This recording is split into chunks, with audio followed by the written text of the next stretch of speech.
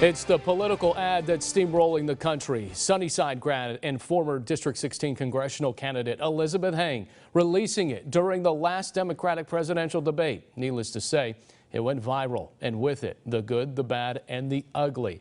Elizabeth Heng joins me now in studio. Elizabeth, how are you? Nice to see you. Nice to see you too. Well, since our first interview, right after you released the ad, give me a sense of how your life has changed because of it. Well, the reason why I started New Faces GOP is because my family lived through socialism. I know socialism. And it's not the shiny light that Ms. Ocasio-Cortez and the squad continue to talk about. And so I'm excited that we're having the opportunity today to force the discussion in this country. Death threats since it came out? I've received a number of death threats, unfortunately, and that's the reason why I wanted to have this ad and force the discussion of what socialism is, was to showcase that it's dangerous. And instead of having an actual policy debate, we see time and time again there are individuals out there that are giving me death threats today. You heard what Christine Pelosi said about the ad. She said, she says your historical reference about socialism of Cambodia, your parents' homeland there, as we all know, is not accurate. The Fresno Bee. I absolutely disagree with that. Well, before you answer too, the Fresno Bee taking a swipe at you and says, don't fall for it. What do you say to the Fresno Bee? What do you say to Pelosi? Those are absolute lies. So Pol Pot understood Marxism from France in Communist Manifesto.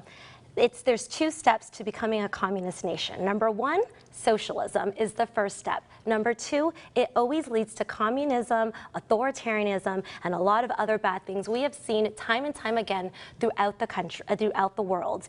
And for them to reference my family's historical reference that this is incorrect is an absolute lie. Do you think the AOC, though, and Bernie Sanders and some of the progressive Democrats, they are not necessarily talking about that socialism. They're talking about one where we could have free college and one where we can have affordable homes and different services. The premise of socialism, they're just rebranding it in some type of nice Democrat socialism. Question for you, would you agree with me that fascism is bad?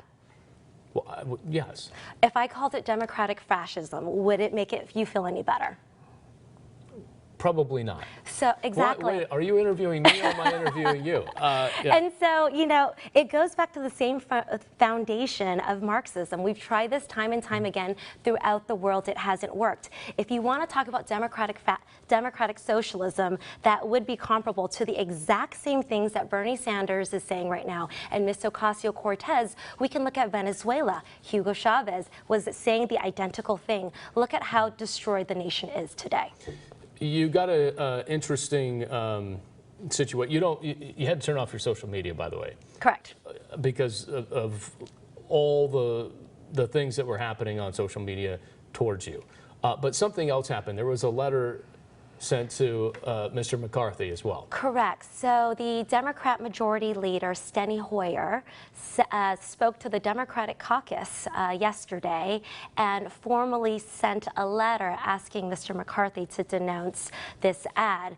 And what horrifies me about that situation is that now he's embracing the radical progressive extreme of socialism in our country, when in fact socialism is diametrically opposed to everything that our country was founded on the principles of freedom, economic opportunities, and liberty and responsibility. New Faces GOP, did you create it or are you the poster for something that is happening in Washington? I absolutely created this because I understand the horrors of socialism through my family and the upbringings, and realize that I am going to work as hard as possible to ensure that socialism does not come to the forefronts of the United States. Since you aired the first ad, what's happening? Are Republicans standing by you on this? Because it's very provocative, as we talked about.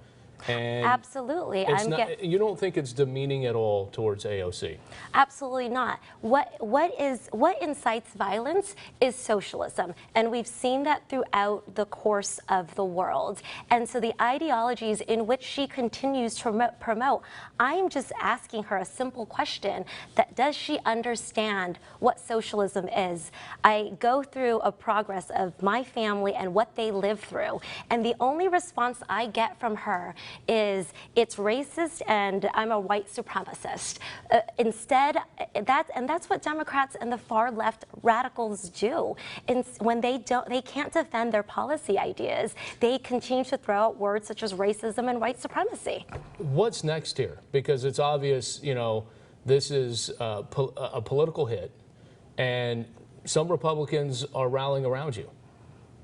Congressmen and people in Washington are actually asking for your services now?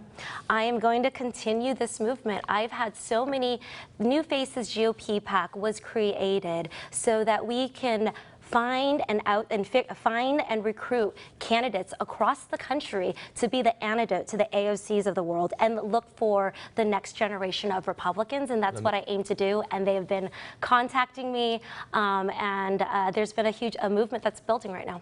I got about a couple of seconds here. What's next? What are we going to see next? You're going to see me continue to fight for freedom and economic opportunities and against socialism. And there's going to be another political ad, isn't there? There's going to be a lot more coming through the pipelines. All right. She's not giving that up yet. Huh? Elizabeth, we appreciate your time. Thank you for having me. All right. Still to come, our panel gets into the mix. Their reaction to Heng's vision for the Republican Party and Christine Pelosi's bombshell of a prediction. Firing the VP? Will it happen? Next.